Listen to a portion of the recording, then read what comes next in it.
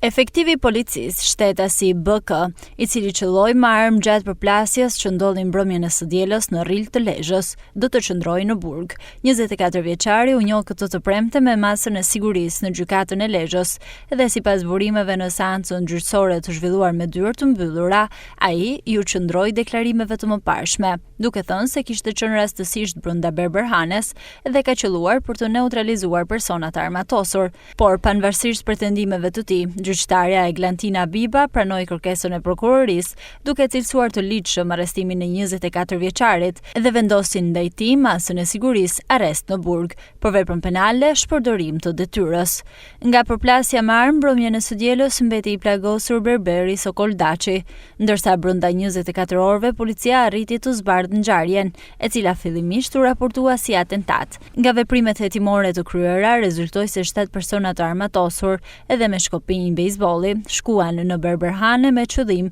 dhunimin e 21 vjeçarit MN, me të cilin kishin pasur konflikte të mëparshme, por në momentin kur kanë hyrë brenda berberhanes ku po qefej 21 vjeçari, u përballën me të shtona me armë zjarri edhe më pas qelluan me breshëri plumbash edhe 2 prej automjeteve. Në lidhje me ngjarjen, policia ka shpallur në kërkim 4 persona, ndërsa 3 të tjerë nuk janë arritur të identifikohen ende.